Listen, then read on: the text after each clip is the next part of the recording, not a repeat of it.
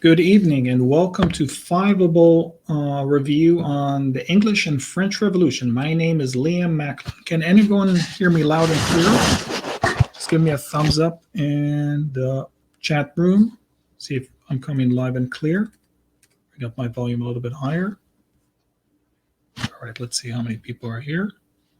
Okay, great. So we're about a month away from the exam. And every day we're like getting more and more information, specifically what's going to be on the exam.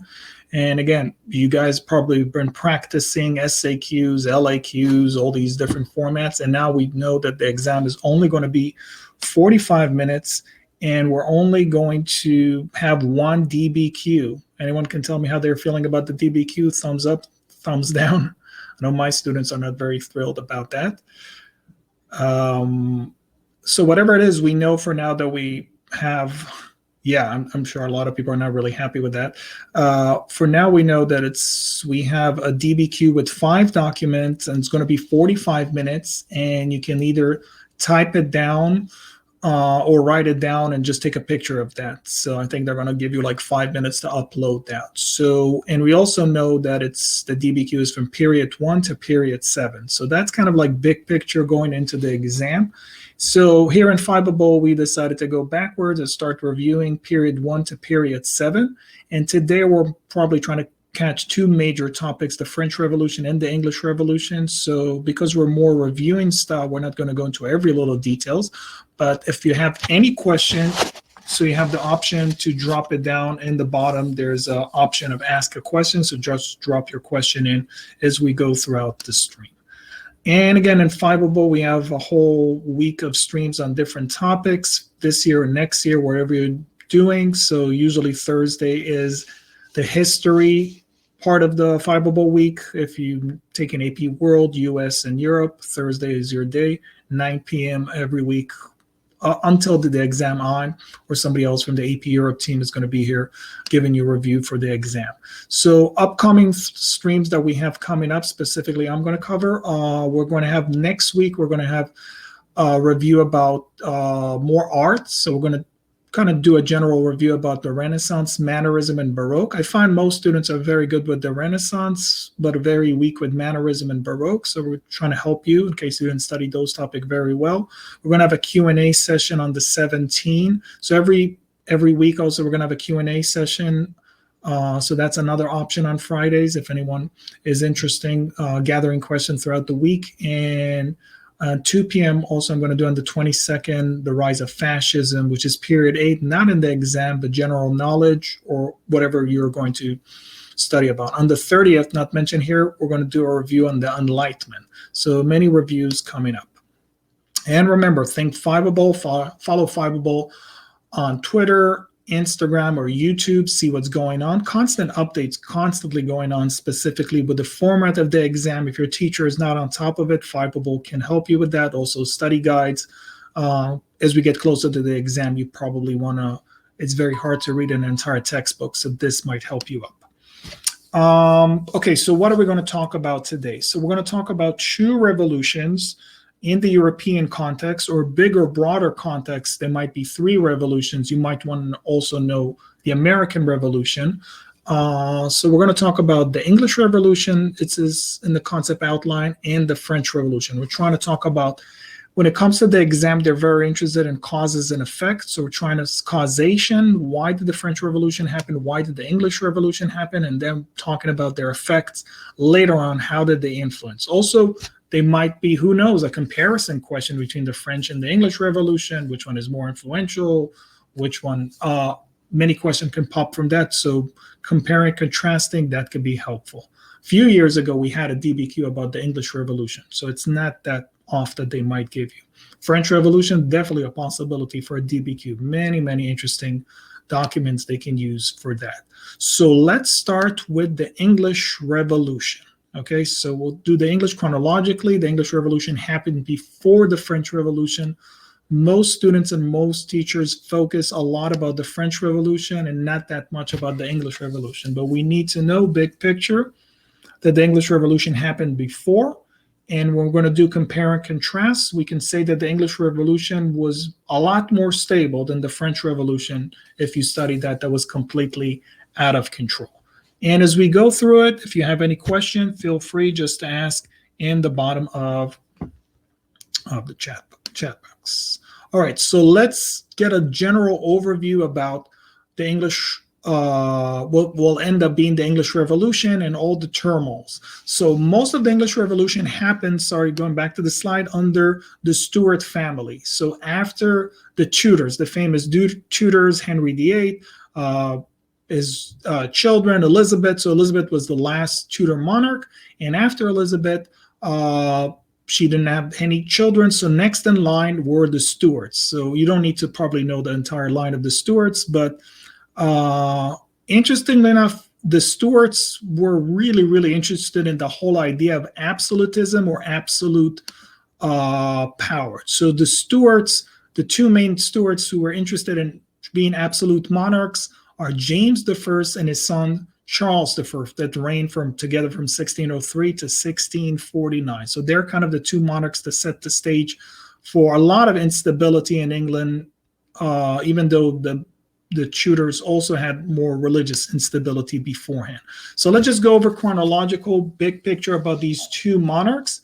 The first one is James I. If you take APUSH, you might have actually heard about him. That's the guy from the Jamestown colony. So he starts the Stuart dynasty. He's the son of Mary, Queen of Scots. And he definitely believed in the idea of the divine right. Did anyone study what the divine right theory is? Anyone can tell us in the chat group, what is the divine right theory? Who came up with it? What does it stand for? Anyway. Maybe I'm going to have to teach that too. So kind of like also if you studied Louis XIV, there are many God made you a king. Very good. Okay, so yes. So very good. So if you want to compare and contrast, kind of like Louis XIV and France, the Sun King, there is a whole idea that many European kings are attracted to this whole idea of the divine right, that they believe that basically, yes, that God anointed you and you're doing God's work. So basically, nobody can question your leadership because you're basically your role has been given to you by God. So there are many monarchs that are kind of attracted to this whole idea, and James is one of that. And he even gives a speech in Parliament talking about, that he's basically God's lieutenant, and going against them is going against God. And this is also big picture context. This is the era of the Protestant Reformation. Remember, Martin Luther is 1517. So England went through a Reformation period. England is now a Protestant country.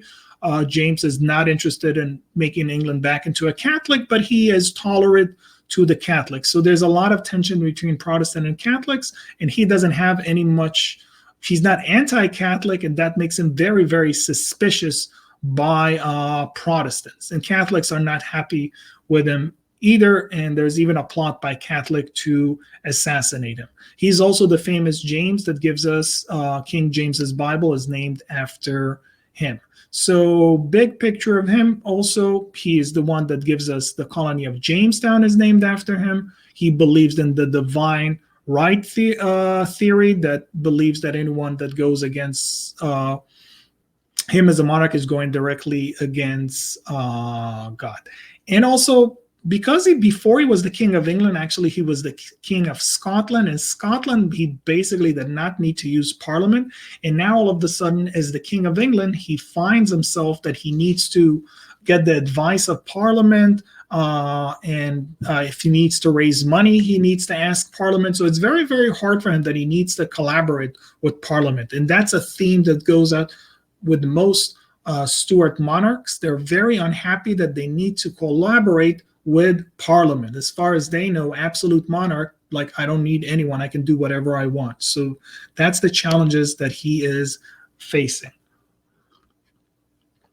Now, even though James, interesting enough, was raised a very strict Protestant, or even kind of more of a puritanical lines. He was raised in Scotland, kind of Presbyterian.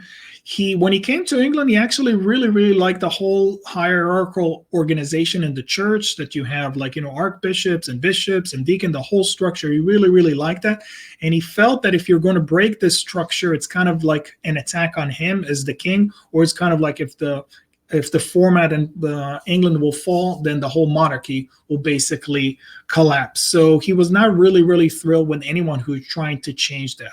Now, England also, because of the Protestant Reformation, kind of broke up into two segments of society, and nobody was basically happy with the Protestant Reformation.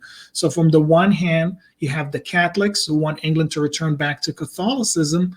And then on the other hand, you have the Puritans. And Puritans want a very purified church. Anyone knows which Puritans are famous in American history? What are the Puritans famous for? Anybody here taking a push exam? So these Puritans, later on, they're going to be famous for one of the early settlers that started America. I did, but I forgot. Okay, so they're famous for like basically Plymouth, Massachusetts, Plymouth Rock. So those are actually from the originators, or Puritans also that established Boston, Massachusetts. So kind of New England, North America was basically founded by Puritans. Now, inside of Puritans, there's another even more radical group. They're called the Separatists. They're the one who technically established Plymouth Plantation in 1620 and give us the whole Thanksgiving holiday and stuff like that. So anyway, basically England is split between two groups. Catholics want to get back to Catholicism. Puritans want more of a purified church. They don't like the whole ceremonies. They don't like pictures and statues, all these sort of things. They want them eliminated. They don't want things that are not mentioned in the Bibles. For example, they don't like Christmas holidays, which is not mentioned in the Bibles. They don't like wedding rings, all these sort of things. So both sides are very unhappy with this situation. But James makes it clear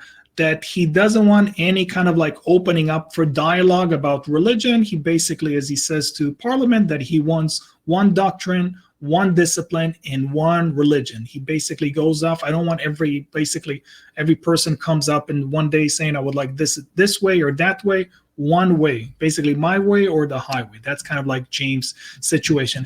Anyway, James manages to rule and actually die in bed in 1625 with all the problems that he has with all these religious division. He's actually, in retrospect, some historians seem today that he was a pretty smart monarch, and he managed to survive with all of his conflicts in Parliament and actually not be assassinated or removed from power. And that's not the case when we're going to move to his eldest son, Charles I. So that's pretty much all you need to know about James. But all these monarchs are going through phases, and they all have to challenge about their authority or the issue of religion. These are the kind of things that is splitting England that will lead to the revolution. And the third issue is, of course, taxation. So it's religion, power of the king, and the power to tax. All of these things, these three questions, are constantly going with every monarch in England during that time. So after James, we're moving into Charles I very quickly. When James dies, he's replaced by his son, Charles I, who was a very weak and an undecisive king. Or one of my college professors basically said that anytime he had an opportunity to choose between the right decision and the wrong decision, he always chose the wrong option. Charles is very interested in creating a very religious uniformity. And when we talk about England in this time, this is this whole vision that he and James are starting to think about. They're starting to think not just about England, but they're starting to think about a united kingdom, what eventually will happen in 1717. But these guys started to envision a collection of all the islands around England to become one united kingdom. So they're thinking about other countries joining them together. Anyone knows what are other countries outside of England that will make United Kingdom, or they're interested in uniting? Well, what's around England? Geography might help you also in the exam to kind of know basic map of Europe. I would definitely recommend before the exam. Okay, so Wales, Scotland, and Northern Ireland.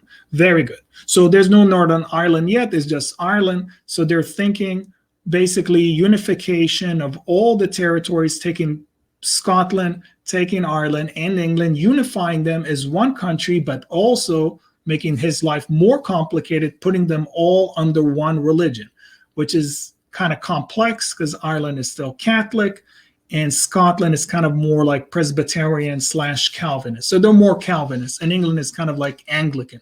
So uniting all these sort of things is really, really asking for trouble. Now, Charles also, like his father, believes in the divine right and also doesn't really want to talk with Parliament too much. He wants money and he's not interested in hearing them. When Parliament refuses to give him his money, basically he dismisses Parliament and basically rules England as a dictator for close to 11 years. So that's kind of the root cause of that situation. And eventually all of his tension with the Parliament would lead to a full-blown war, which will become the Civil War. So the same thing, if you studied U.S. history, you studied the American Civil War. In England, there was also a civil war that was kind of split between all those who supported King Charles, who kind of like the Royalists, or the Cavaliers, if you want to know, like if anyone, Cleveland Cavaliers, those who run on the horses.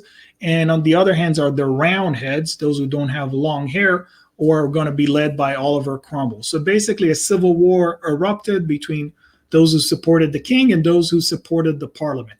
And interestingly enough, in the Civil War, the Roundheads, or the non-royalists, won the war, and Charles eventually was put on trial for treason and found guilty and actually executed. So he's the only king in English history to actually be on trial and actually be beheaded. Many of them, there are many monarchs in England that got assassinated, but nothing like in a formal trial and being killed. So Charles makes a lot of wrong decisions, end up starting a civil war, loses the civil war, and actually loses his head. So that's all we need to know about Charles. So he's important to basically the backdrop to the Civil War. Now, once there is no monarch in England, it's a very interesting time, one of the only few times in all of English history that there's no monarch. So what do you do when there's no monarch? It's like a big vacuum. So Parliament is in control. Now, the leader that emerges in the Parliament was the leader of the army that fought against Charles, and his name is Lord Oliver Cromwell. Anyone heard of Oliver Cromwell? So Cromwell belongs to these Puritans who kind of want to make more of a purified church. He becomes the ruler of England, and he passes a variety of laws called the Blue Laws that basically making a very strict society, kind of like cancels 12 days of Christmas. I don't know if you know, but it used to be 12 days of Christmas. That's how you have that famous 12 Day of Christmas song. I'm not going to sing it, but he cancels the 12 Day of Christmas. That's how we end up just having one. Blue Laws also encapsulate things like you're not allowed to have blasphemy, no cursing, no drinking, no adultery, no playing cards. So it's kind of like a very, very strict society to live under. Puritans are very like the non-fun people, if you will. And also he basically goes through a process of basically breaking everything that is Catholic. Anything has to do with Catholicism is being removed. So it's kind of like some sort of a military dictatorship that Cromwell is leading during that time. And when he dies, there's no structure in place. His son, Richard Cromwell, replaces him and becomes a Lord Protector, but it turns out his son is no Oliver Cromwell, and very, very quickly his son loses power, which leads us to the Restoration, to the when they're bringing back Charles the first son, and that's Charles II. So any questions up till now? I know I'm shoving a lot of information. Any questions?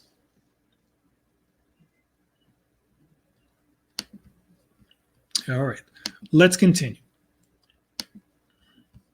So Charles II, also known as the Happy Monarch, is basically once Cromwell is the Cromwells are out of power, the question is what we're going to have instead. They decide maybe a restoration, bringing back the king, will be the smart thing to do. So after Charles I, so we basically have Charles II is coming back. He makes some guarantees that he's not going to execute too many people and take revenge. He does actually take revenge, but that's a different story.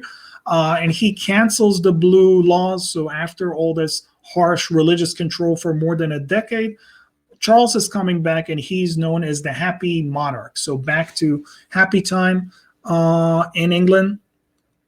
And basically he's allowing freedom of religion, but the Anglican Church is kind of restored. So back to Anglicanism. And the Anglican Church, if you guys studied Henry VIII, it's kind of like a compromise. They're not Catholics, but they're not like Calvinists. They're not like very radical Protestants. They're kind of in between.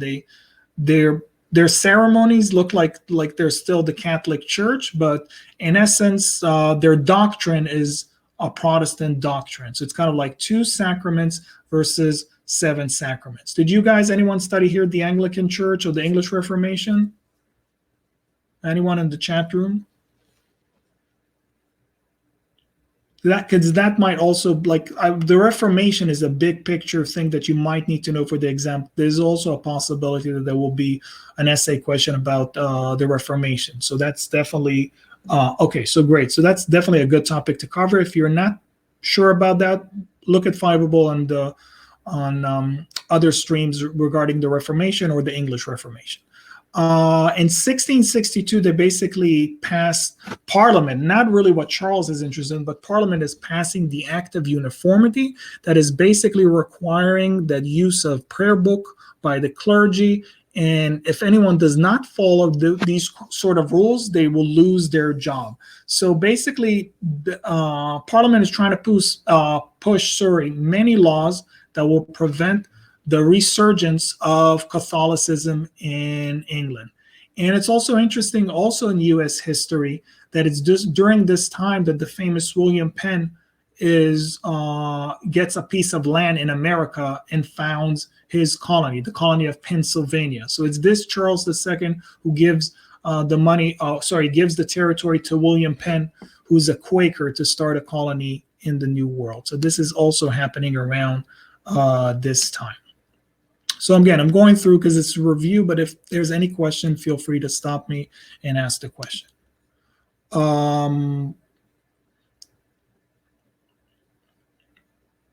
Also, basically, so for the first few years, Parliament is kind of trying to push Charles to make sure that only that Protestants are in control, that Catholics are being pushed away. And Charles, again, like his father, and like his grandfather, is really not interested in punishing Catholic too hard. He's pro-Catholic. So he's trying to issue what is called the Declaration of Indulgences that basically suspends all the laws against the Catholics. Now, interestingly enough, also his brother, James, future James II, converts to Catholicism. So he's also being nice towards his brother. Now, this creates a lot of tension, and Parliament wants to punish anyone who's Catholic. Charles stands his ground that they are not going to push and punish the Catholics. So it could be that we have the same situation like his father. Is there going to be a civil war? Are they going to push back? So it's a very, very delicate situation. And Parliament pushes back and passes the Test Acts of 1763 that basically denies anyone but an Anglican the right to hold power in Parliament or to hold political office. So basically, Charles is making a stand and Parliament is making a stand by basically pushing each side. So this is a very, very on the verge of a crisis, maybe on the verge of a civil war. And Charles, like his father, dismisses Parliament. And interestingly enough, just before his death, Charles II converts to Catholicism. So that proves all the conspiracy theories that everyone was like, I knew it. I knew this guy deep inside was a Catholic. So now we basically have the Charles II is in conflict with Parliament. They decide it's not worth it for them to start up basically an entire new civil war. So they let it pass, and they basically, Charles II is calling their bluff by the fact that he is allowing his brother to be his successor. So all of this is known as the Exclusion Crisis. And interestingly enough, Charles II, the Merry Monarch, had like 12 illegitimate children, but he never had a child from his own wife. So when he dies, the next in line is James II. James is a Catholic. So the question is, what will happen? Will there be a civil war because James II is a Catholic? What should Parliament do? And again, the fear is nobody wants to go back to kind of like Puritans back in control and separatists. So Parliament decide to let it go, and they're allowing James II to be a monarch. So if James II was a little bit smarter, who knows, things might have ended up a little bit better for him. But he's also, it seems like a lot of these Stuart monarchs are making a lot of bad decisions. So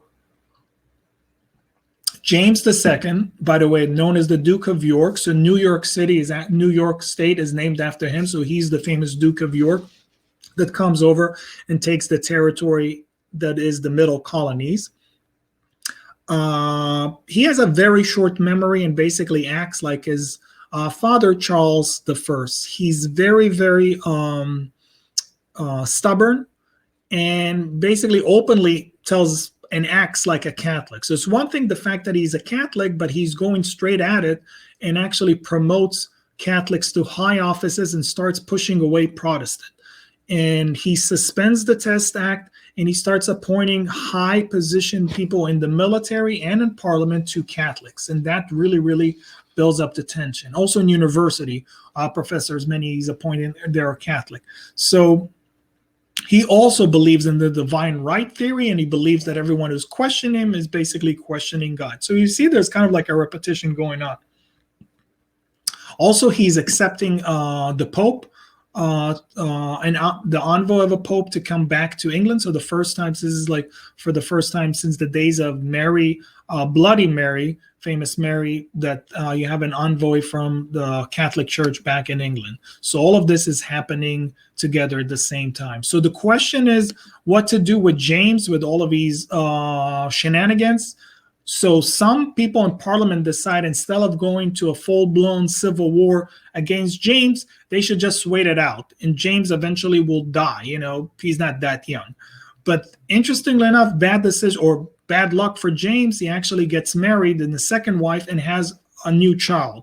And everyone knows that with a new child, this kid might become a Catholic. So some people in Parliament decide the best thing for them to do is to try to figure out who can be another monarch with legitimacy who's a Protestant.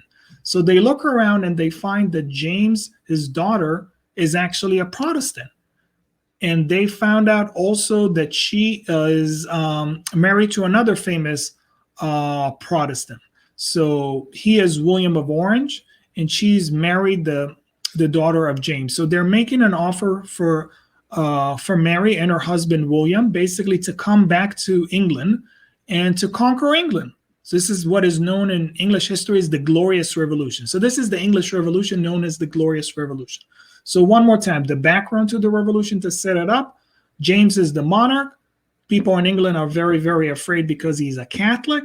They look around and they found out that his daughter Mary, who lives in the Netherlands with William of Orange, who's basically not the ruler of the Netherlands, but kind of like he's a stadholder. It's close to being a ruler, but he's not a king. They make him an offer. Why don't you come here and invade England, and we will help you seize the power. So William says yes to this offer, and also he's a very big Protestant leader in the Netherlands. So he lands in England with 15,000 troops in 1688. And James, who was, by the way, James was an experienced general. He fought in many battles. He was very, very good. And he had a bigger army, but we don't know exactly what happened with James. He basically kind of fumbled before the battle and decided just to run away from the battlefield. So this is what is glorious about the Glorious Revolution, that there was no major battle. Basically, William and Mary came over, and James basically fled to France. They actually saw him leaving. They actually let him go. They could have actually catch him, but you know, it's kind of like a complicated situation. So James basically ran away to France, and William and Mary came in and became the new monarchs. But Parliament had some demands before, and they're not just going to give him the crown and have another situation. They demanded to get some sort of assurances that they will not end up being dictators and that Parliament will have more power than the monarchs. So they demanded, and they got what became known as the English Bill of Rights. and they agreed to limit their powers to the supremacy of Parliament. So that's a very important thing that happened, and this is what is known as the Glorious Revolution or the English Revolution. So William III became William III, the King of England, and Queen Mary was his wife. And interestingly enough, he was William III in the Netherlands, and now he came to England. He also turned out to be William III in England, so he didn't have to change numbers or anything. It was the same thing. So now he was the King of England. And one document that you might see if you get documents in the exam, you might get the Bill of Rights, which kind of influenced also the American Bill of Rights. And that Bill of Rights kind of defined the basic rights that the people of England have and that the king cannot take away. And it's all based upon the negative experiences that they had with all these absolute monarchs lately, Charles and James and so forth. So this Bill of Rights specified things that people have the right to a jury trial, to keep arms, limited the power of the monarchy, that the king needs to call parliament every certain time, and that there should be elections or things like habeas corpus, that you can just grab people and send them into jail without specifically stating what their crime was. So this is also a big influencer on the Bill of Rights in the United States. So if you want to get the chronological event, it's first the English Revolution, then it's the American Revolution, and then it's the French Revolution. So the English Revolution, most students are not that knowledgeable about it. Most people focus on French, but it's the first one. It probably gets a less attention because the revolution itself was not as bloody as the French Revolution, which has a lot more cooler stories about guillotines and all crazy people. But the English Revolution altogether is kind of a smooth transition. Parliament gets more power, the king loses power, but the Bill of Rights or documents like that are being established. So that's pretty much what you might need to know about the English Revolution transition and taking away the power of the monarch. So any questions up till now? Any questions?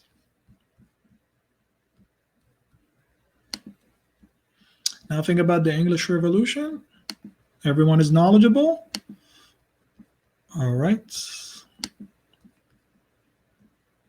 All right, so let's see. Okay, so let's continue and talking about now about the French Revolution.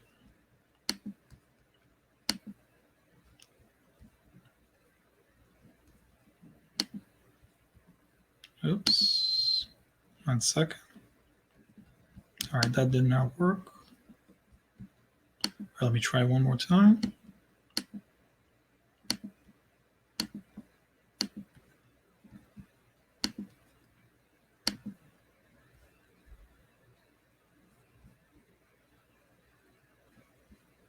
Okay, so let's talk about the French Revolution.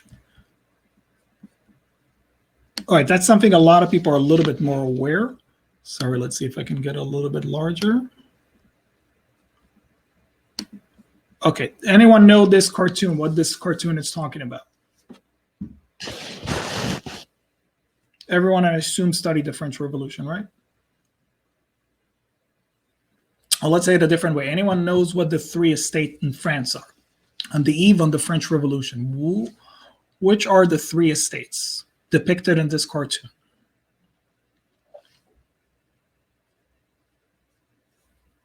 Or percentage-wise, anyone knows which percentage each group is holding? So you might get in a DBQ, let's say it's about the French Revolution, you might get a cartoon like that, and you might need to do analysis for this cartoon. So it's titled The Awakening of the Third Estate. So there's a low class was the highest percentage. That is correct. The lowest class is the highest percentage. Something like 95% of the population. Very good. So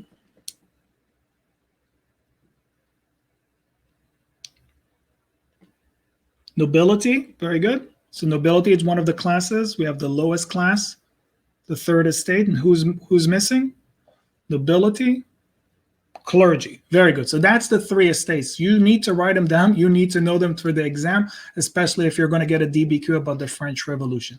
So France is divided into three classes, or in the French term, estates. They're represented here. We got the third estate that kind of represents all the people. Very good, around 2%. So again, starting up the lowest class representing by called the third estate, that's probably 95% of France. That's basically people without any rights at all. Then we have in black, that's the clergy, that's the religious people, which are exempt from paying taxes, have a very privileged situation. And finally, the nobility. So we can assume the clergy and nobility might make 3 to 5% of the population, but the third estate basically makes the entire population of France. That's kind of France on the verge of the French Revolution in 1789, and this kind of like cartoon, the awakening of the third estate, like the third estate is coming into knowledge and conscientious, taking away his shackles, kind of breaking away and getting up, and you kind of see the other two estates are kind of like, panicking and basically running off from that situation. So that's a little bit background to the French Revolution. France, by the way, supported the American Revolution. So let's get the chronological order of these three revolutions. We have the English Revolution to start with. The English Revolution did not completely destroy everything. It was a stable revolution. It basically took away the power from the monarch, from an absolute monarch, and gave more power to the parliament. But it did not like alter life completely. You might do analysis on that if you get an essay. Then we're moving to the American Revolution. The American Revolution, a lot of it, if you studied, was financed by France. France sponsored and gave a lot of the money to the American Revolution. They gave weapons to the American Revolution. But one of the consequences of supporting the American Revolution was the fact that France went bankrupt. So the French Revolution basically starts up with the fact that it's a financial crisis. France needs money.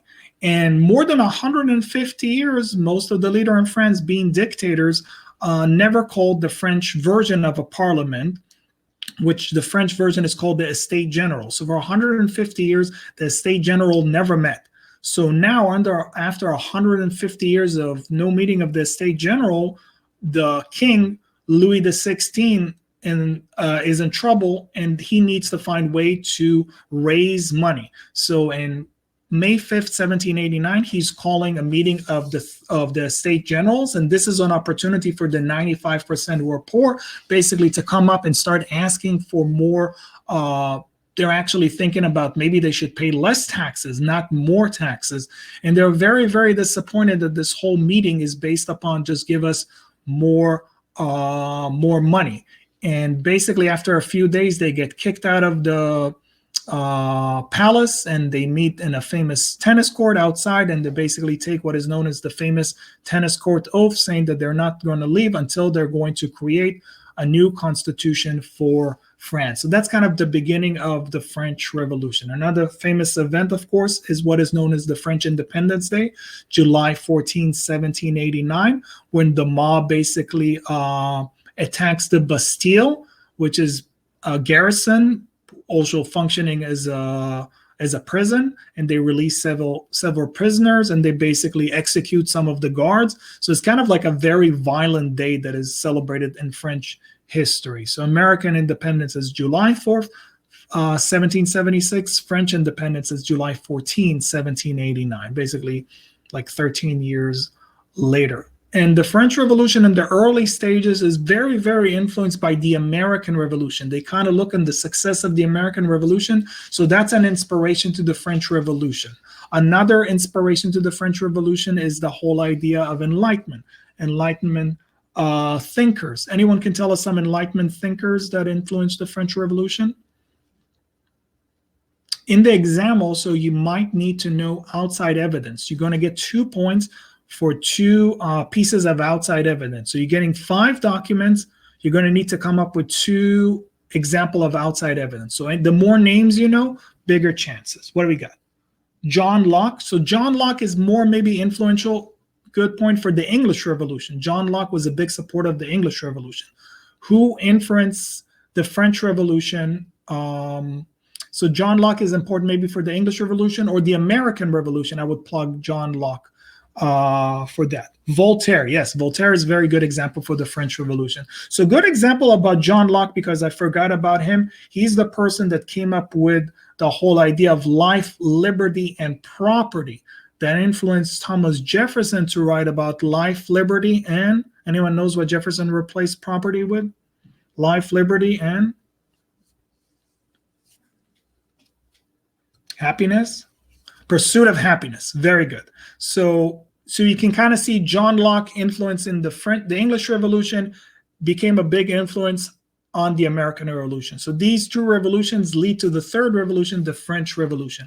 So more French philosophers such as Voltaire, Jean-Jacques Rousseau, all of these Enlightenment figures were starting to talk about kind of like the ideals. But Rousseau, definitely Jean-Jacques Rousseau is probably the most influential. A lot of the people in the French Revolution constantly referred and talked about Rousseau as being a big influencer. So I definitely recommend to everyone to look up Rousseau, or join us on the 30th, April 30th, where I'm just going to do a stream about Enlightenment thinkers. That's going to be very, very helpful for the exam. So to get back to our topic, so the French Revolution can be divided into maybe two periods to make it easy. The first section, 1789 to 91, is kind of more of the liberal phase. They're trying to copy the version of the American Revolution. So they write a Declaration of the Rights of Man. So it's the first time defines a man as being free. In this document, we definitely see a lot of the influence of Jean-Jacques Rousseau, that it states man is born, Rousseau wrote, man is born free, yet everywhere is in chain. And in the Declaration of the Rights of Man, they're writing that man is born free. So we can see that influence.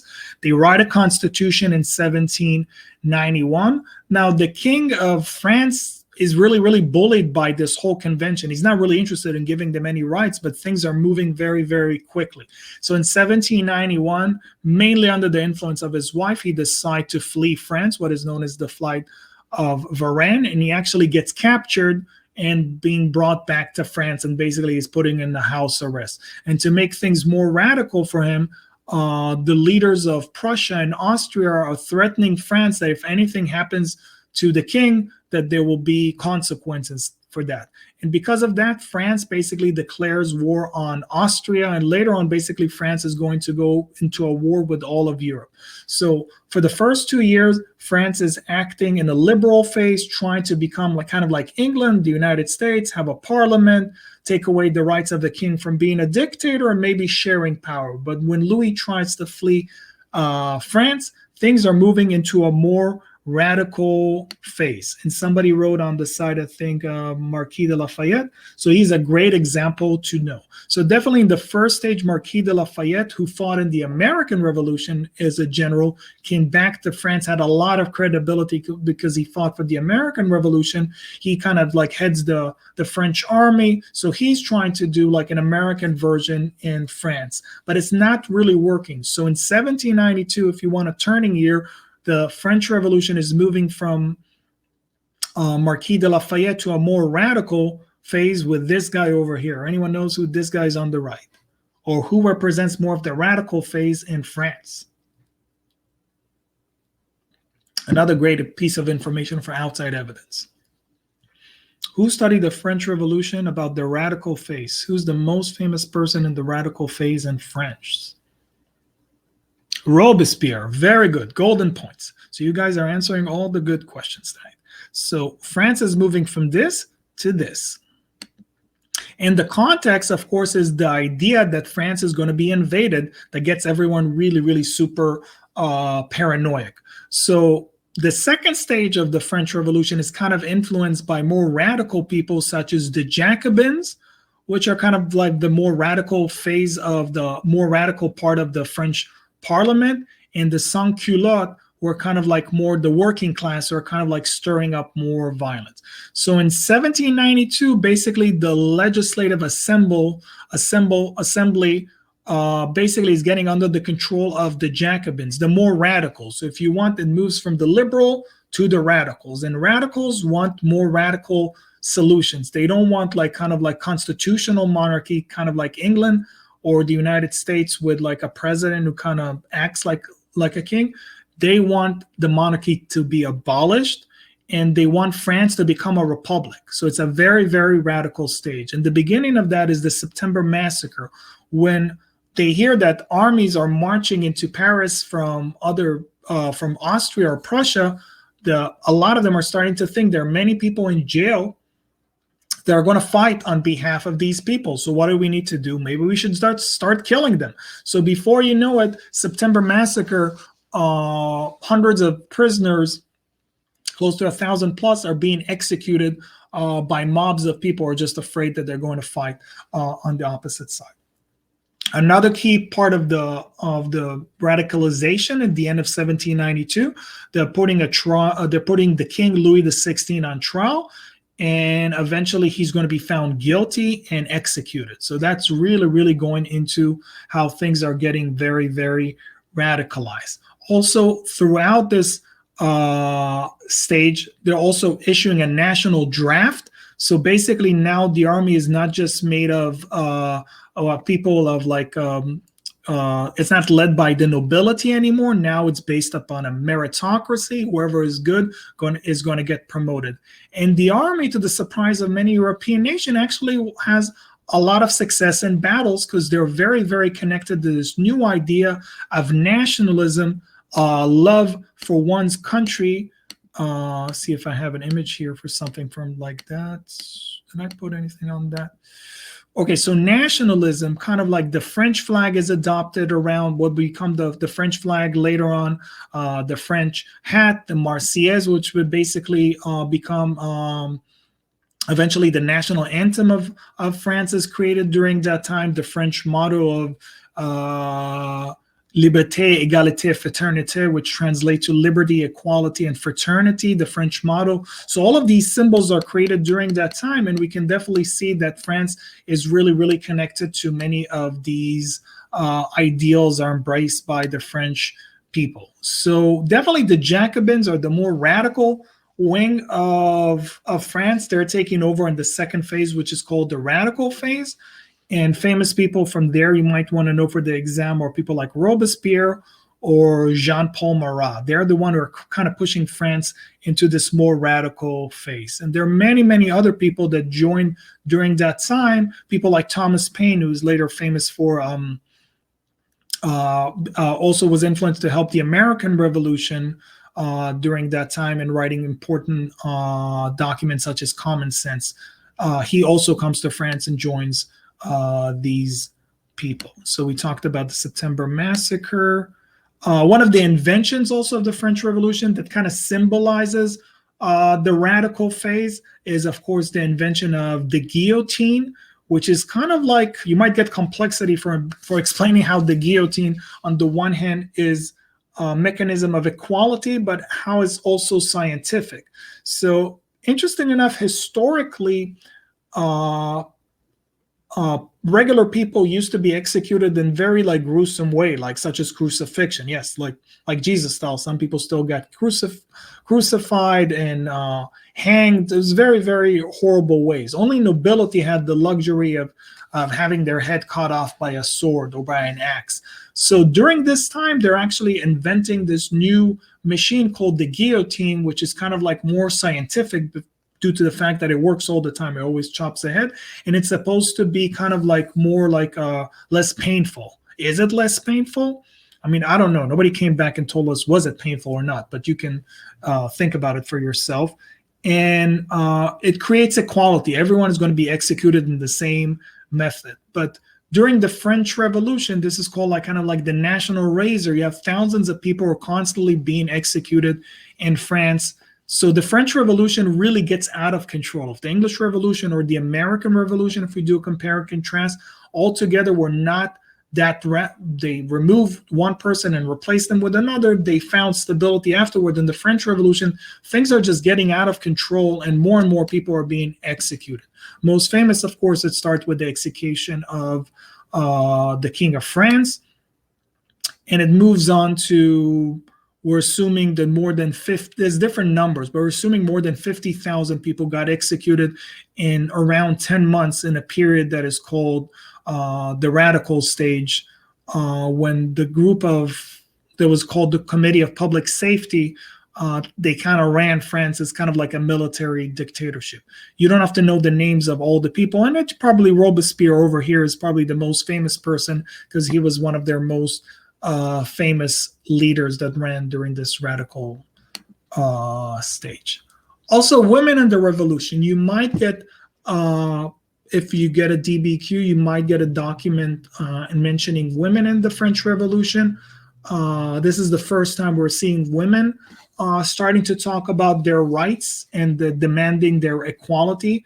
Women like Olympia de Gouges over here that writes a document, kind of like you have the rights of men, and she talks about the rights of women, kind of like a similar document, and adds women into it. We have Madame Roland as an example that basically is involved with the Jacobins, involved in the meeting and so forth. And finally, Charlotte Corday that wants to stop the radicalization of this revolution and wants to stop the mass executions and actually does something very, very courageous to stop the French Revolution. So women for the first time are standing up. Some historians wrote about it as the beginning of the feminist movement. I don't know personally if I would call it the beginning of that, but that's like different perspectives on that. Women are demanding more rights, not necessarily that they're getting it. It's not that during the French Revolution that they're getting more rights, but it's a beginning of women asserting themselves and trying to create clubs. When we reach the radical phase, a lot of the leaders are trying to suppress the rights of women. So it's not necessarily they got it, but they at least demanded that. That's a beginning of the stage of that. Marie Antoinette also was the wife of King Louis XVI, also got executed a year later in this radical stage. So the radical stage is talking about a lot of radical ideas. They want to eliminate religion completely. They want to create a bread of equality, no more white bread, for example. They want to eliminate streets with the name saint. So it's a lot of radical ideas that are being brought back this revolution during that time. But a lot of people are really, really getting tired of these mass execution. And one of the women I mentioned before, Charlotte Corday, decides that one way to stop this radicalization is basically to kill a person that constantly writes every day about mass execution. And that's Jean-Paul Marat, who's one of the radical leader of this radical stage of the French Revolution. He constantly writes in his newspaper called The Friend of the People, constantly about that more people need to be killed. So she comes to his house, pretends that she has some valid information about the revolution, and she actually stabs him in his bath, and she believes that this will stop the radical phase. It doesn't really, but she's seen as a villain, but later on today in France, she's considered a hero.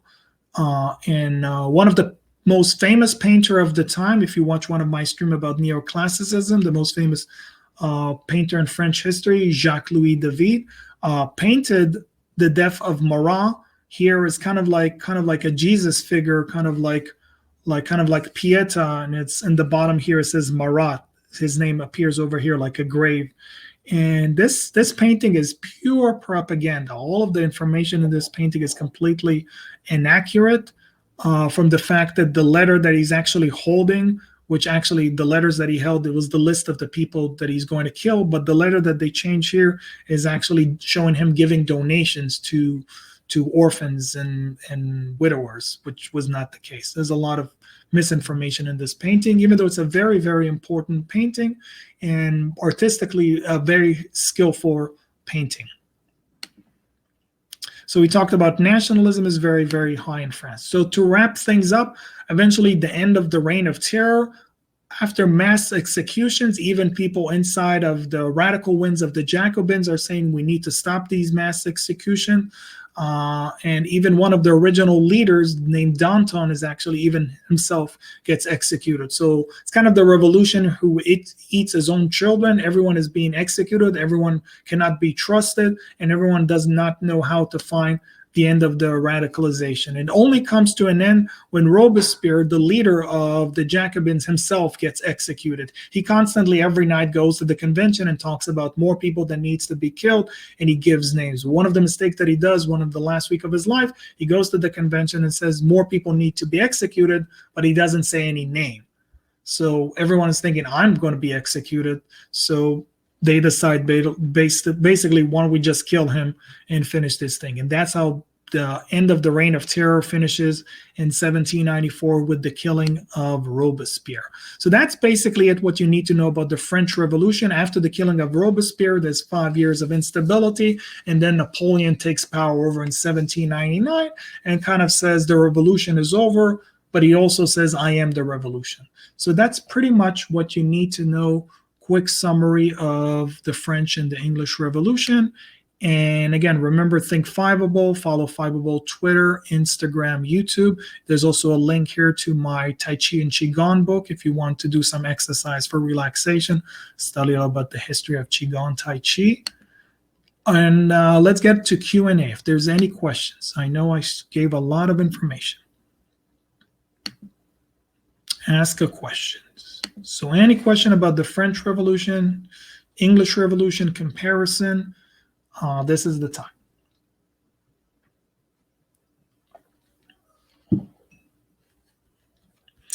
First question, let's see. Did they kill him out of fear? If you're referring to Robespierre, yes, most likely they killed him, because they didn't know who's the next person to be killed. So it's one thing if you say which people are going to be executed, and you're like, fine, it's not me. But if you give a general speech and say many people here, might be, there's some traitors here, but you don't say which are the traitors, they're thinking I'm going to be next. So they definitely, if you're going for Robespierre, they probably fear them. That's a very good assessment to that. Any other questions? The English Revolution, French Revolution, the differences? Another question. Yes. Okay. Did the English Revolution have a radical phase? That's a good question. Okay. So compare and contrast. Yes, the English Revolution was more stable than the French Revolution and did not really have a radical phase. The French Revolution basically kind of was very long. Some people counted from 1789 to 1799, so it's like 10 years. But the French Revolution, they never really found stability afterwards. France had 5 different republics, so there's an ongoing thing. When is the revolution over? What's the achievement of the French Revolution? The English Revolution was very, very quick and very, very short. William and Mary just came over. They deposed the king beforehand, and the actual revolution is very, very short, and they're getting a new document, the Bill of Rights. The French Revolution was for 10 years, and it seems afterwards like they kind of restored the monarchy later on with Louis XVIII. So a lot of people are questioning, was the French Revolution successful? But that's a whole different question. What is the influence of the French Revolution, the English Revolution? That's something you might want to ask. Could we compare Louis XIV and Napoleon? I am France and I am the revolution. Yeah, I mean, it's kind of like Napoleon is very, very interesting. You might want to watch my stream about Napoleon. You might get complexity from Napoleon. He's very, very interesting because the fact that he is saying Napoleon became successful due to the French Revolution that allowed somebody like him, who's kind of like lower nobility, wasn't even born in France, didn't even speak French, they allowed him to get promoted. So Napoleon, on the one hand, he's kind of like maybe I would call him an enlightened monarch, but they didn't put that in the key concept for the exam, but you can use that because on the one hand, he's a full-blown dictator, like Louis XIV, but on the other hand, he's invading other countries and bringing the ideals of the French Revolution. He's bringing ideas such as nationalism to all of these countries. All the countries that are being conquered by Napoleon, they see this French army coming in, singing the national anthem. They see the motivation of the soldiers to fight for their leaders. So yes, on the one hand, he's a dictator, but on the other hand, he's kind of like the French Revolution. So some people say revolution is over with Napoleon. Some people said, no, he actually exported the ideals of the French Revolution. So Napoleon and the revolution, that's a very interesting topic. I wouldn't say like it's very, very clear. I call him an absolute monarch. The College Board doesn't call him an absolute monarch. They put 3 other people as absolute, like an enlightened monarch. So he enlightened monarch. So he kind of like brings the ideals of the Enlightenment, but at the other hand, he's still some sort of a dictator, like Frederick the Great or Catherine the Great. He's very similar. Any other question?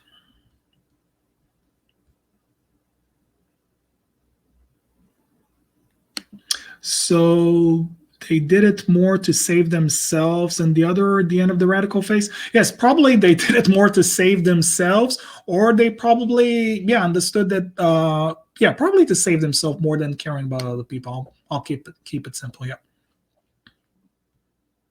So could you compare Napoleon and the revolution? I just answered that too. Okay, any other questions? Now, again, when you get into all these angles, that might be the complexity point for the exam. But again, you have a challenge to do an essay for 45 minutes with 5 documents. So that kind of gives you 10 minutes to write. 10 minutes to read the documents. And then you end up having 35 minutes to write. So you're asked to do a lot of stuff. So all of these things about complexity, that's very, very hard to get into. I wouldn't try necessarily going for complexity. I would definitely try to go for outside information. The more information you know about the topic, 2 points, two pieces of evidence, if you can bring that are not mentioned in the document, that these are going to be very, very easy points. If you know more names of people, know more events, that will help you for the exam. Any other questions?